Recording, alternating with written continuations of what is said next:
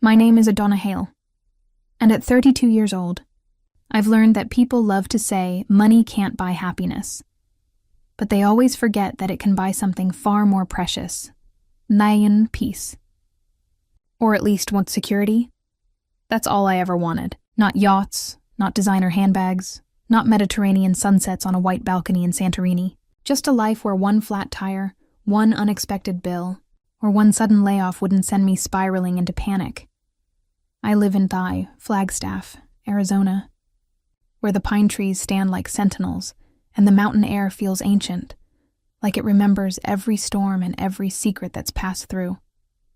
My house is modest, 2 bedrooms, wood floors that complain with every step, and a water heater that seems to have personal vendettas against winter mornings.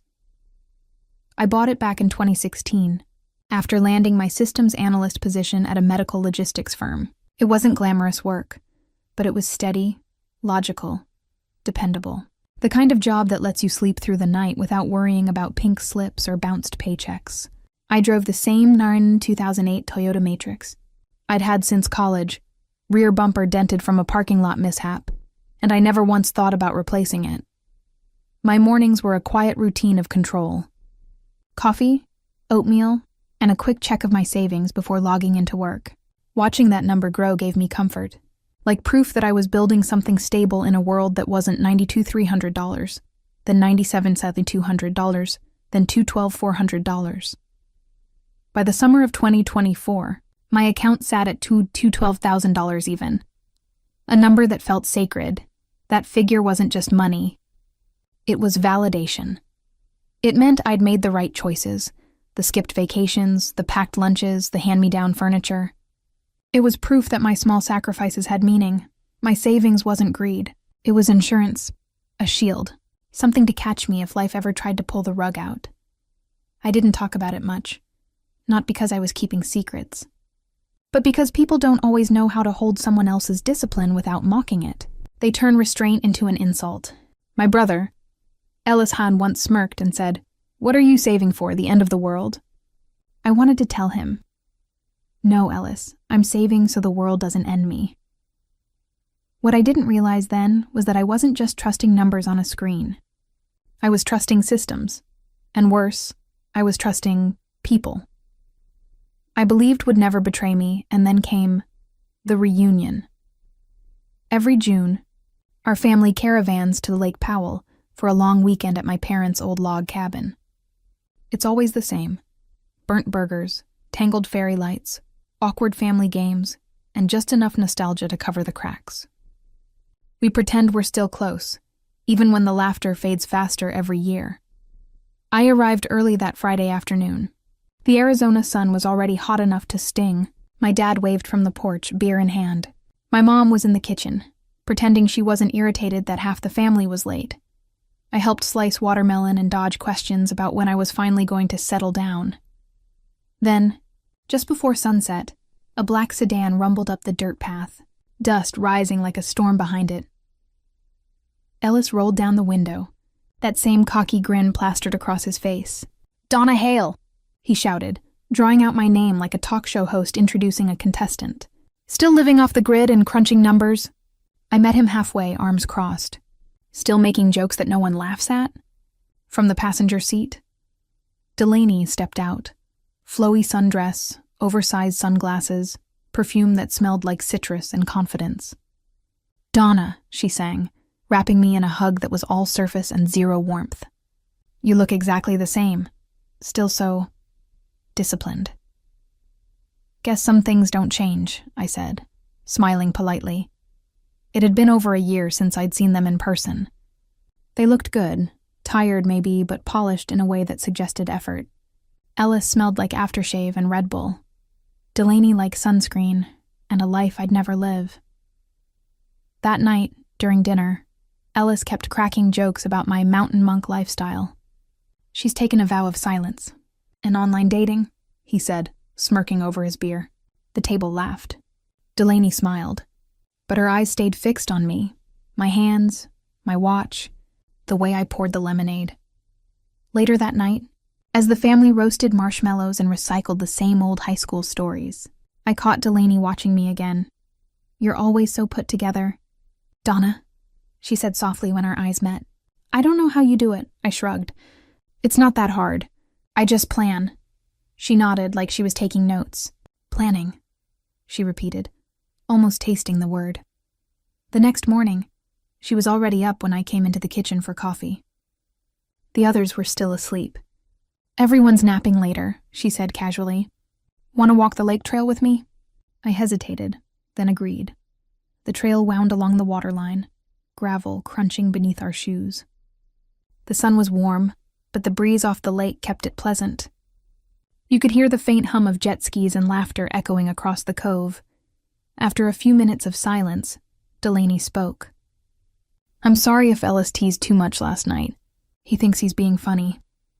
He always has, I said, smiling faintly. We walked a little longer, then she stopped.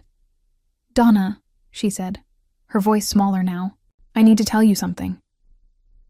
A knot formed in my stomach before she even said it. I'm pregnant, she whispered, her eyes already glassy. I found out last week. I blinked, unsure what to say. Wow, congratulations? She gave a shaky laugh. It's not really good news. We're broke, like, really broke. Ellis's car got repossessed last month.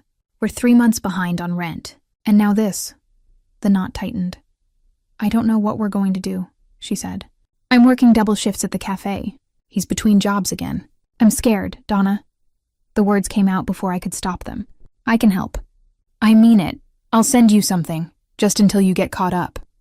Her eyes widened. No, I wasn't asking, but she was. We both knew it, seriously, I said gently. Whatever you need.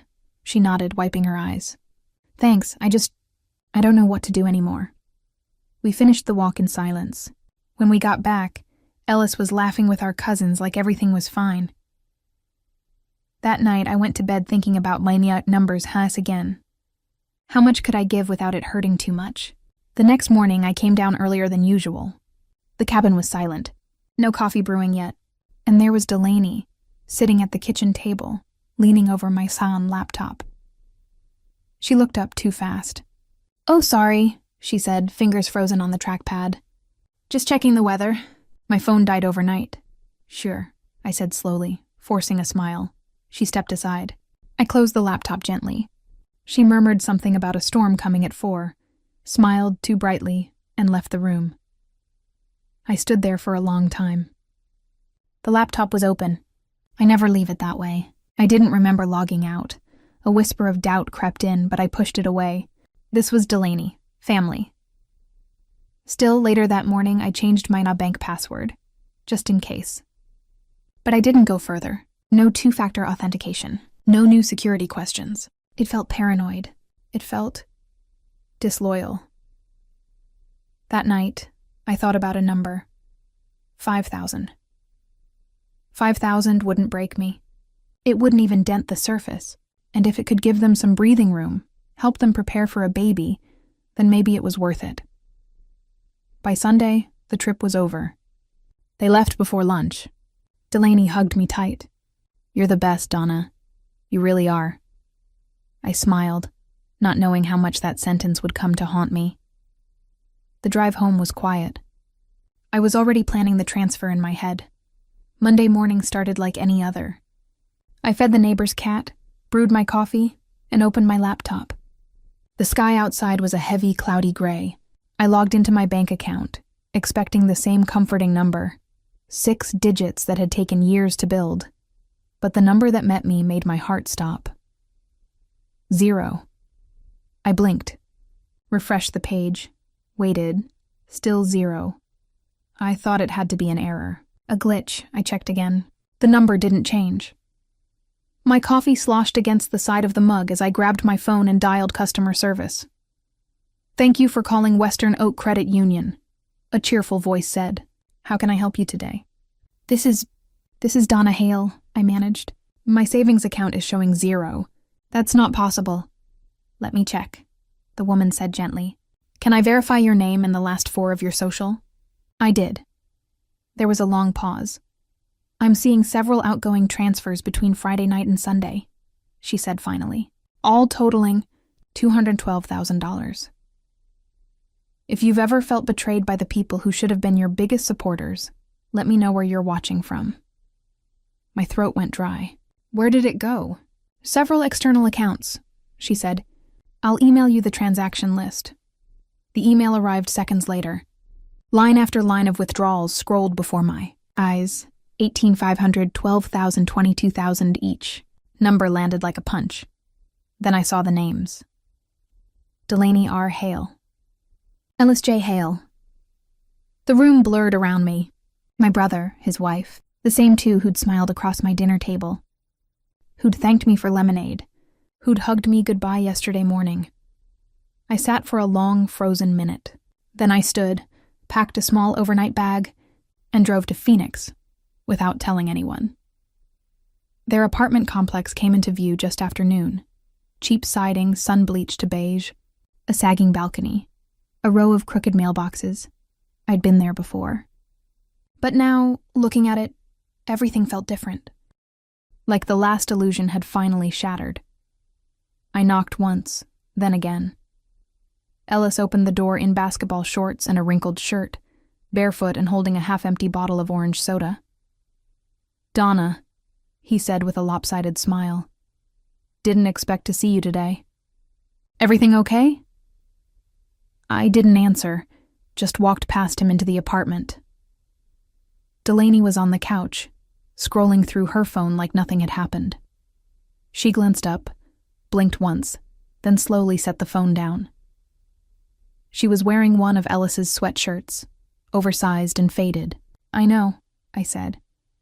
The air in the room tightened. Ellis shut the door behind us. Nobody asked, still pretending. "My account," I said quietly. "All of it gone." Delaney gave a single soft laugh like I'd told a mildly surprising story.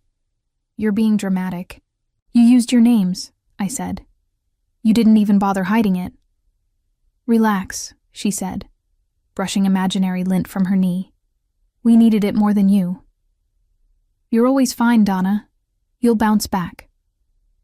Ellis leaned against the wall, arms crossed. "You save money like a doomsday prepper. You weren't doing anything with it." I pulled out my phone. "Then you won't mind the consequences." Delaney sat up straighter. "What are you doing?" I was already dialing. My thumb didn't shake, my voice didn't rise. It wasn't anger anymore. It was precision. 911. "What's your emergency?" "I need to report a theft." I said a large-scale financial theft. "And I'm standing in the apartment of the people who took it." Ellis's face dropped. Delaney didn't laugh this time. I gave the address without hesitation. "Yes," I said when they asked.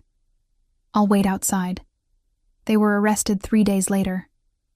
I wasn't there to see it, but I heard from a neighbor that Ellis opened the door, shirtless with a smirk that melted when the badge came out. Delaney cried. Of course, someone recorded it from across the lot, and it ended up on the neighborhood Facebook group. I didn't watch it. The police report was cold, factual, charges listed in black ink. Identity theft, fraud, conspiracy. No room for sentiment. No mention of shared childhoods or lake trips or holiday photos. That night, my phone rang.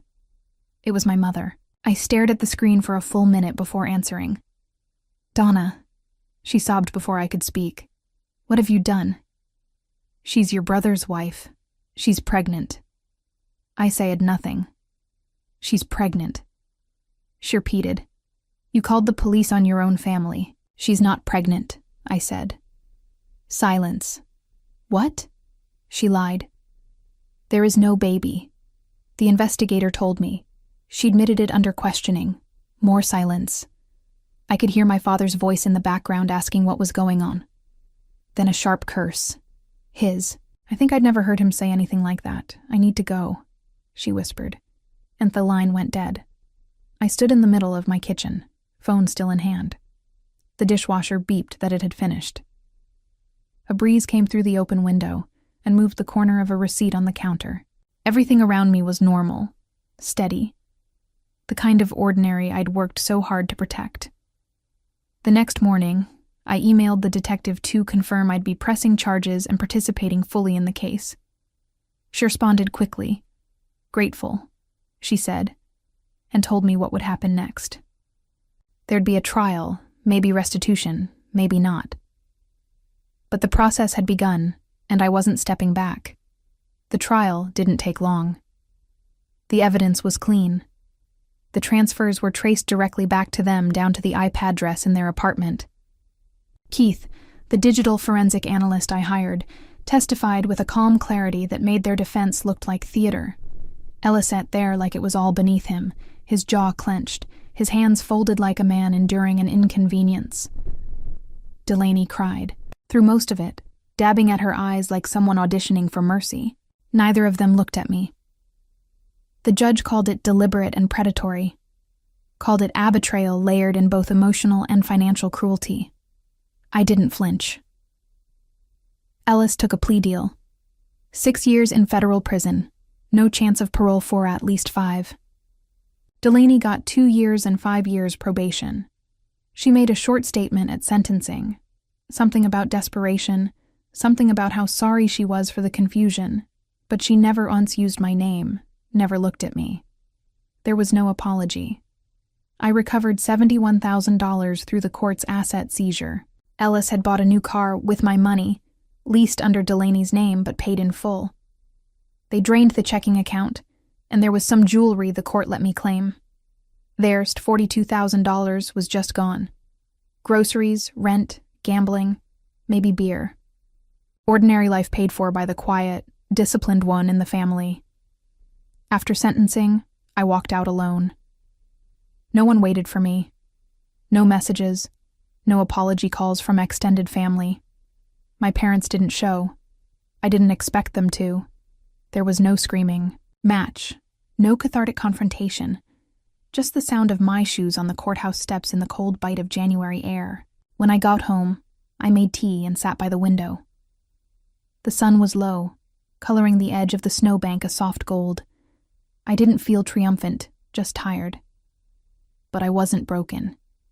I changed every password I owned, closed every account and opened new ones, spoke to my lawyer about sealing certain files.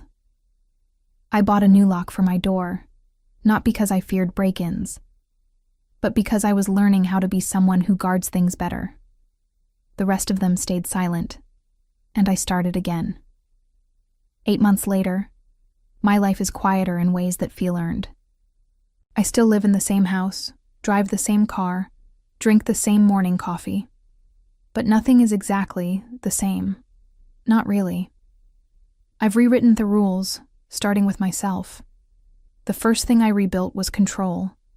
New bank, new credit union, 2-factor everything. Security questions that no one could guess, not even someone who knew me since childhood. I learned how to encrypt folders, how to monitor login, how to close digital doors without slamming them. I started saving again slowly, patiently. It's not 6 figures, not yet.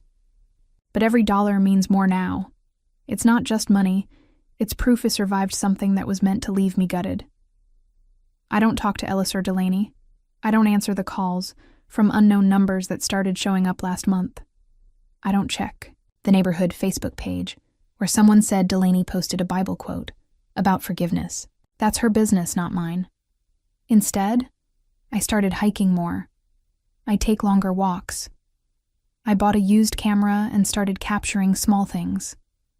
Sunlight on pine bark, the curve of frost on a railing. I joined a trivia group at a local brewery where people only know me as Donna, the woman who knows weird geography facts. I'm dating again. His name is Carter.